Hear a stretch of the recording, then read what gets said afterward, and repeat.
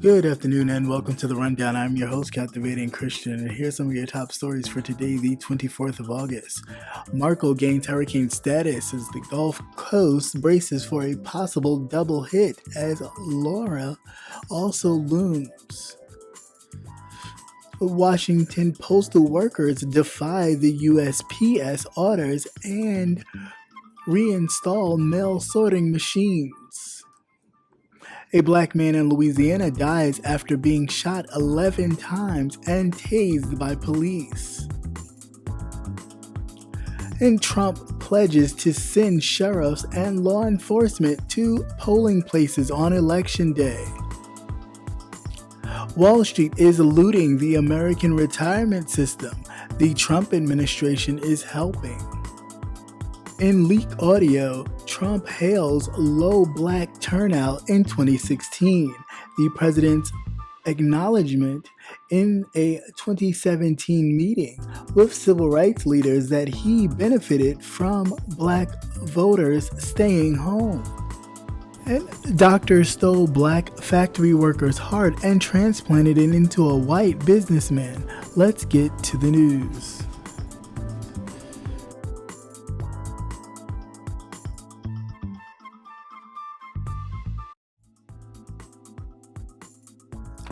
Tropical storm Marco grew to hurricane strength on Sunday, one of two powerful storms marching towards the Gulf Coast, threatening a historic double slam of coastline within miles of each other. Hurricane Marco is expected to make landfall in Louisiana late Monday or early Tuesday. Tropical storm Laura is expected to reach hurricane status before it roars into the state on Wednesday. It could be the first time two hurricanes have swept through the Gulf of Mexico at the same time since the last was in the 1900s. Colorado State University's Hurricane Research. Hurricane Marco is about 300 miles south of Louisiana, powering maximum strain winds of about 75 miles per hour. It's said to be north or northwest at 14 miles per hour. Marco is continuing on a track for landfall in Louisiana on Monday, and it will blast parts of Louisiana, Mississippi, and Alabama with a storm surge, heavy rainfall, and strong winds. The storm is expected to hook eastward and possibly reach Texas as a tropical depression storm on Tuesday. Tropical storm Laura is batting the northern Caribbean as Puerto Rico's governor has vowed to declare the state of emergency, and FEMA administrator has said that they're on the ground and ready to support. Laura was forecast to sweep over the waters of the southeastern Gulf Coast of Mexico late Monday into Tuesday. Environmental conditions will be more favorable for strengthening, and Laura is expected to become a hurricane by the time it reaches the Gulf Coast. Welcome to The Rundown. I again am Captivating Christian, and here is where I give my personal commentary of the news of this afternoon. However, before that, if there's anybody new, we would like to say welcome to CCNTV, as well as making sure that you hit the bell notification so you always know when there's a new update coming up, and like, share, and subscribe as always. But let's get into it. So first we have these hurricanes coming upon the Gulf. There's Marco and there's Laura. These hurricanes, this will be the first time two hurricanes will be entering the Gulf basically simultaneously, just about at the same time, since the 1900s. Now, if we don't have enough dealing with Corona, now you got to deal with possible hurricanes hitting the Gulf of Mexico, which would and possibly impact Texas, Mississippi, Alabama, so on and so forth. This is very worrisome. My prayers go out to the people. Hopefully everybody stays safe. And if they do ask you to evacuate for whatever reason, please make sure you adhere to your local officials and evacuate. It's better to be safe than sorry.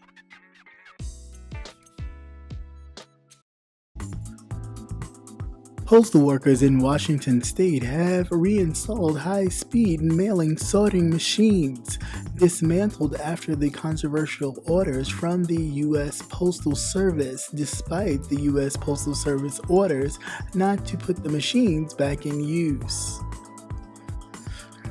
After embattled Postmaster General Louis DeJoy announced that he would pause recent controversial changes to the U.S. Postal Service protocol, the servicers told workers not to reinstall the removed equipment.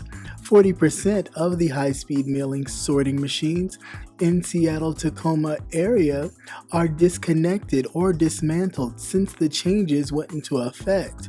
According to NPR, with workers in the Tacoma, Washington sorting plant saying that 8 out of their 18 machines that sorted the postmarked letters were disconnected and pushed into a corner. The sorting machines in other areas of Washington state were reconnected against the orders of the Postal Service head of maintenance. Only 2 facilities in the Seattle-Tacoma area and 1 in Dallas seem to be ignoring the Postal Service directive to leave the decommissioned sorting machines out of use.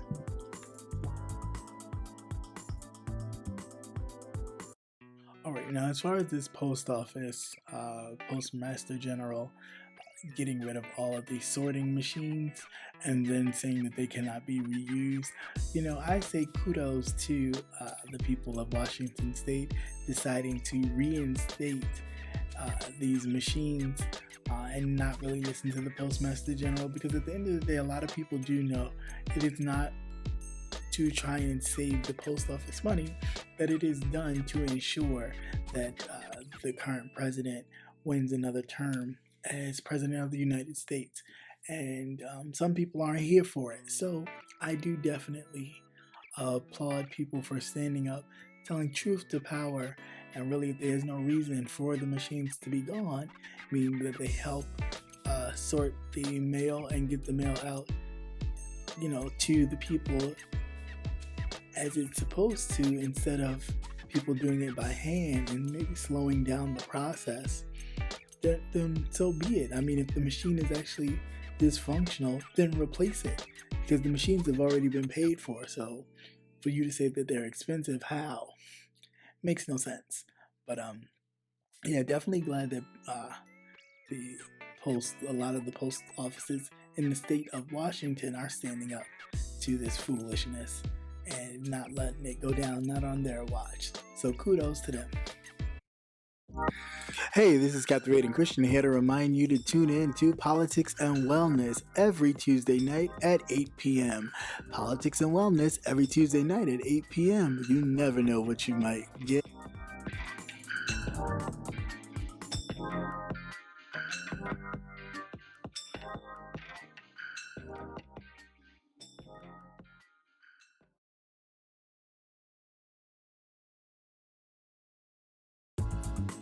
A black man in Lafayette, Louisiana died Friday after reportedly being shot 11 times and tased by law enforcement. Louisiana State Police confirmed to The Hill.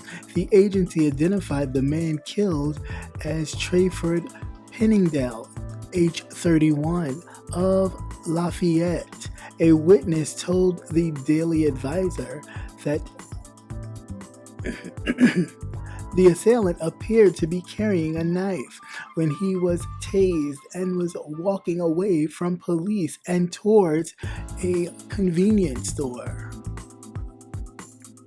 6 officers pointed their guns at him, and by the time he reached the door of the Shell gas station, where he was shot nearly a dozen times.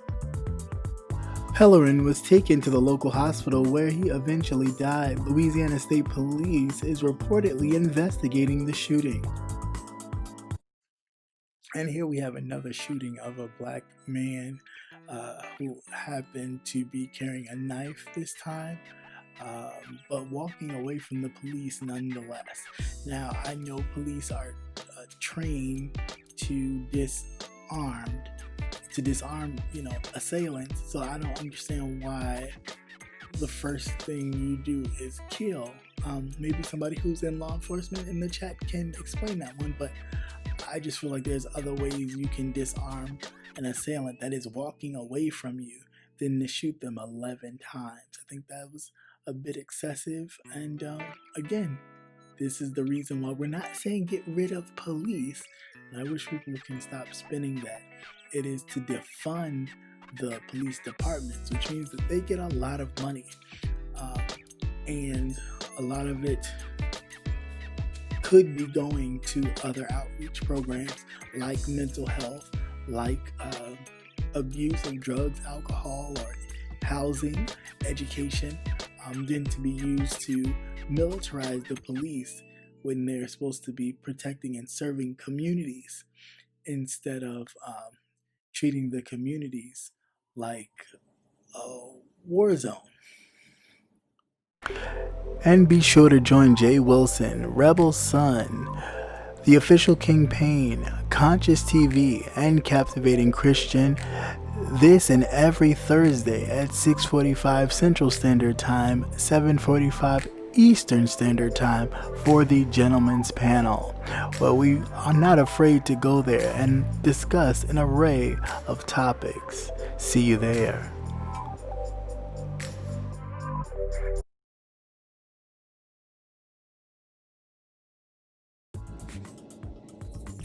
President Donald Trump on Thursday said that he would send law enforcement officers to local polling places to guard against voter fraud in November's election, although it is not clear if he has the authority to do so.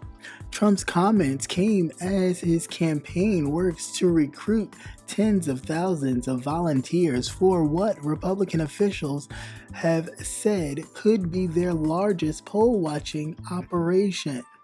Even before Trump's comment, his party plans to monitor the polls have sparked changes from Democrats and voting rights groups that Republicans are gearing up to suppress voting in key states. Federal law prohibits intimidation at the polls and makes it illegal for any civil or military federal officers to order troops or armed men at the polling place unless needed to propel armed armies of the United States. Trump also has no authority to deploy local law enforcement officers to monitor elections, although his campaign could hire off-duty police to work the polls. Alright, so let's get into President Cheeto real quick. Okay, so President Cheeto wants to have a military presence, or at least some kind of law enforcement presence at the polling place. Now, to be very clear, it's illegal for the president to do that. Because you cannot have any kind of military presence or law enforcement presence at the polling places unless there is some kind of imminent danger. But you are not allowed to use them to sway any kind of votes. So you're not allowed to use it to deter people from voting, which will most likely be the case. And you're not to use it to intimidate people to either vote for you or not to vote at all. So, he can't necessarily do that. Will he try? Yes, he's already asked for volunteers for people to do that. Now, we already know a lot of mega Trump supporters are gun-toting, Second Amendment, non-fully reading citizens who will do anything. I mean, they go so far as to run up and down the border crossings in the mountainous terrain looking for people trying to cross the border to America through the mountains and stuff where they don't have to go through the border crossing, and actually ring them, kind of gather them up and turn them over to the authorities. So we can just imagine how many people would love to grab their guns and stand outside of polling places to do what? Ensure what? Voter fraud? And how could you do that if the people inside of the polling places are the ones able to determine, check off the list when you go there? You do have to hand them ID, and they do have to go, through the list. They put your name in and they ask you particular questions. We've all done it. So how people can do this other places as if there's this universal, you just go and vote and that's it, is ridiculous to me. And I think enough's enough with the games. And we just need to, again, tell the truth and speak truth to power, instead of just allowing this nonsense to go on further.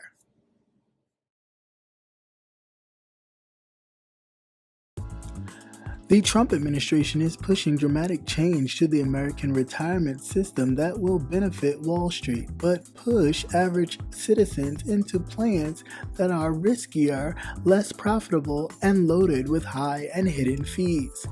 In the past 2 months, the Trump Labor Department has introduced 2 pending changes to deregulate vigorous private equity firms and multi-trillion-dollar retirement managers such like Vanguard, Fidelity, and BlackRock. A third proposed change would restrict retirement investments with an underlying environmental, social, or governance mission, mainly to boost the struggling fossil fuel industry. If finalized, the result will be the death by 1,000 cuts to Americans' dismantled retirement nest eggs, amounting to an all-out Wall Street looting of American retirement. Pushing this through is the Secretary of Labor, Eugene Scalia, son of the late Supreme Court Justice Anthony Scalia. For many years was one of Wall Street's most prominent legislators, representing corporations like Chevron, Walmart, and Facebook, as well as a dozen of banks and financial firms during his tenure at Gibson and Dunn, the law firm with the robust corporate lobbying wing. So this particular story with President Cheeto once again, let's take a moment and think about how many times he's always praised the stock market, about how well the stock market is doing. Oh, the stock market is doing so well. Well, for 2 whole months, he's allowed Wall Street to take all of everybody's 401ks or any other retirement funds and throw them, really gamble them as if they were casino crap shooters, and really gamble people's savings, which even if you do come out on top, your fees are going to be higher to pay. Your brokerage fees, your monthly fees are going to be much higher. So do you really wind up winning if you do happen to get a little increase in your 401k or your retirement program? And then if it goes bust, which means you wind up losing it all because of this pandemic and then you lose it, and there's no safety net. There's no safety guard to where in which usually with the old system there was a certain amount of money you could invest in your whole savings, and there's a certain amount of money that they keep safeguarded so you don't lose everything. But in this new plan that he's implemented and given full range to the people of Wall Street, they could use the whole thing, and you could really lose everything. And then what? What are you going to blame it on? The previous president, if it winds up going a bust? I think this is really ridiculous. I think he's just really being lawless right now, completely lawless. And there is no check, no balance, no nothing to what they're allowing him to do.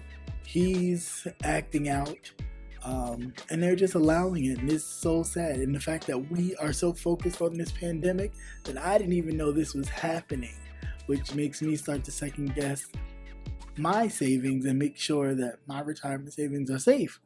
So yeah, definitely, it was quite an eye opener. But I implore you all to really check out that article. In a private meeting inside Trump Towers days before his inauguration, Donald Trump told a group of civil rights leaders something most Republicans wouldn't dare publicly acknowledge. Low turnout among black voters did in fact benefit him in 2016's presidential election.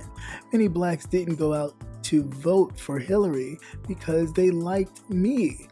That was almost as good as getting out the vote. You know, it was great, the president-elect said, according to the audio recordings of the meeting shared with Politico. Trump has repeatedly alleged without evidence that expanding mail-in voting will lead to massive fraud, and Republicans have filed lawsuits against a number of states attempting to do so.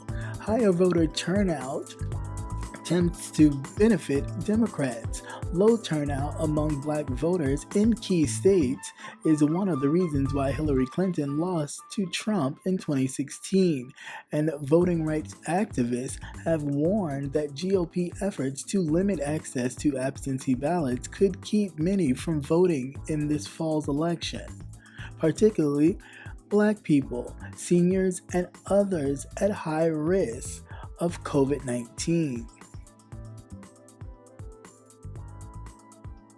Okay, here we go. Once again, as we know, President Cheeto. So there's some leaked audio that had come out the Thursday or Friday that President Donald Trump was in Trump Tower with the civil rights leaders and basically saying that the African American community did him a favor by either not voting,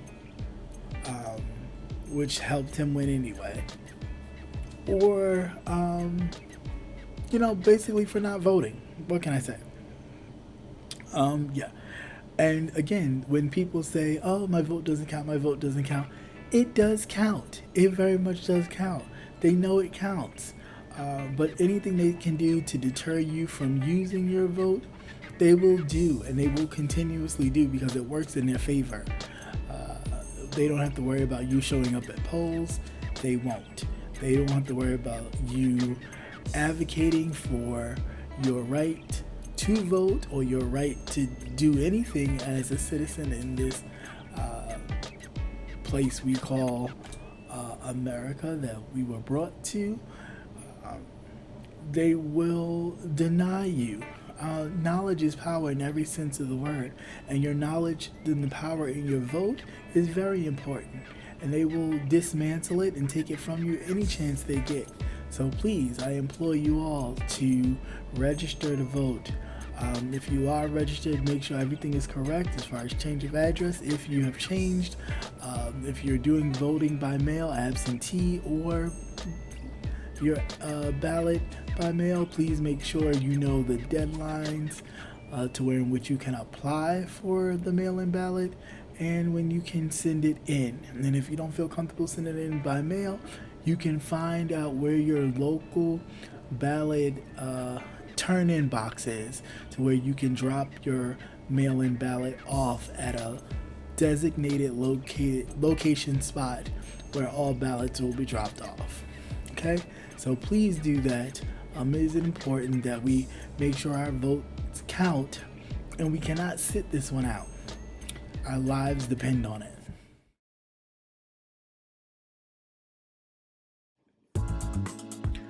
When a black factory worker by the name of Bruce Tucker was declared brain dead after an accidental fall, doctors stole his heart and implanted it into the body of a white businessman.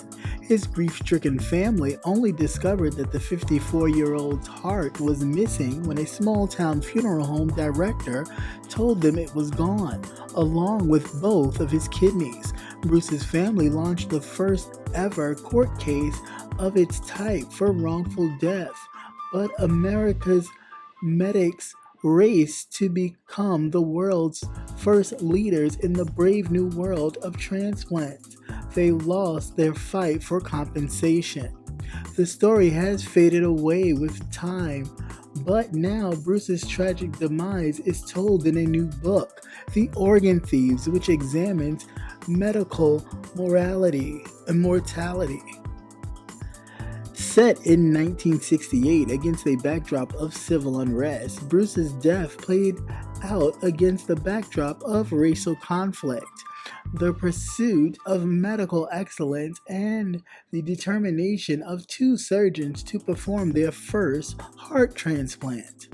And that subsequent court case set an historical landmark in the definition of death. Author Chip Jones said that he first heard the story of Bruce Tucker, "I was shook." His death shined a light on racial inequalities of healthcare, which still exist today to some extent and is one of systematic racism.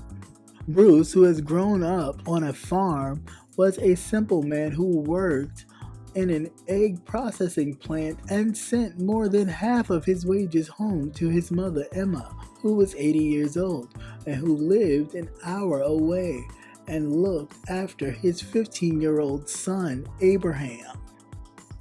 He had been drinking a bottle of wine behind the station in Richmond, Virginia in May of 1968 when he fell off the wall and hit his head. Bruce had been taken to the state's largest teaching hospital, the Medical College of Virginia, where desegregation had existed until the Civil Rights Act 4 years earlier. Doctors operated to relieve the swelling of Bruce's brain and a tracheotomy to help him breathe. Upstairs at the same hospital, retired businessman Joseph Klemp, age 54, of Orange, a town 75 miles away, had suffered several heart attacks and had a severe blockage of his arteries. Less than 24 hours after being admitted, Bruce's heart was placed into Kenneth's body and in the world's 16th heart transplant. Kenneth lived just several days. The procedure was carried out by a team of surgeons led by Richard Lower and David Humm, who had previously operated on dogs and monkeys. They were desperate to win the race in performing one of the world's first heart transplants. By law, they should have waited 24 hours until after death before they helped persuade an assistant medical examiner to declare Bruce an unclaimed body under state's law. Tragically, Bruce carried a business card for his brother William, who ran a cobbler shop in Richmond, but nobody sought to look in his pockets. Bruce's death came at the time of great social unrest. Civil rights activist Martin Luther King had been assassinated a month earlier in Memphis, sparking riots across the country. In Richmond itself, a councilman provoked fury by suggesting blacks did not want to work, while local newspaper reporter told how a burning cross was thrown into a woman's garden. One day after police officers were sent to find Bruce's relatives, a newspaper warned that the downtown area had become a powder keg after 300 people took to the streets to protest the shooting by a white security guard who opened fire on a fleeing shoplifter who survived. Legislation ruled that bodies could not be used for medical reasons until 24 hours after death. It emerged that the court case centered on determining the official legal definition of brain death, and a jury decided the doctors had not acted wrongfully. As for Hume and Lower, they had already been beaten in the quest to perform the world's first human-to-human heart transplant. The honor went to South African surgeon Christian Barnard, who had spent more than 3 months in America working with them 2 years previously. The Organ Thieves, the shocking story of the first heart transplant in America segregated South. Story was very interesting to me. I did not know anything about this story actually. I came across it and started reading it and was quite intrigued to know that, of course, during the Civil Rights Movement and after, there had been some racial injustices done to us, but I did not know that it went to the extreme of thievery of organs. You know, we hear a lot of recent stories of young black people missing organs they were missing, and then when they're found, their bodies have been missing organs. But here we have a story back in 1968 where a young person, well, older than I, but still very young, had an accident at work, and they literally removed he had a brain injury, so they could not try to make the brain swelling go down, so he was declared brain dead. And then they wind up removing his heart and his kidneys, and they did not know that these organs were removed once they were able to retrieve their loved one's body. They did not know that the organs were removed until they went to the funeral home. And of course, then at that time things were still probably kind of segregated, so you had the white funeral homes and the black funeral homes. So until the funeral home called the family and to inform them that the heart and the kidneys of their loved one was missing. And of course they tried to file a lawsuit and was unsuccessful until years later. But these two doctors were trying to be the first to do a human-to-human transplant. And so they used the body of an African American as a guinea pig, did not inform the family, did not call. The law is that the person has to be dead for 24 hours, or at least the family has to be notified to give, the okay to do so. None of that was done. It's just ridiculous. And then on top of that, to do all that, give it to a white man. So, okay, we can't eat at the same counters, we can't drink from the fountains, we can't sit together in movie theaters, so on and so forth, but you can steal my organs and give it to a white man. So much so that particular white man that they gave his heart to only wind up living for a few days. And then the funny part on top of that is that the people that from South Africa that they taught the procedure to wind up going back to South Africa, perfecting the procedure, and wind up becoming the first to do a human-to-human heart transplant. So go figure that, right? But yeah, it just goes to show you how far spread the inequalities and the systematic system of racism stretches far beyond, a lot of our even thoughts. It's a lot bigger than we think. It's a lot bigger than just this moment. It has a deep historical kind of, it just has deep historical roots in our everyday society that we need to address. And I think that's the only way we grow and heal is like you need to call it out. You really need to sit down. You need to hear. You need to hear it. You don't need to ignore it. You need to take responsibility and move forward. And, and in whatever form that is, you know? Once again, thank you for watching CCN Midday News. Hope you enjoyed. Please like, share, and subscribe. Also hit that notification button so you will never miss another news update. Have a great day. Peace.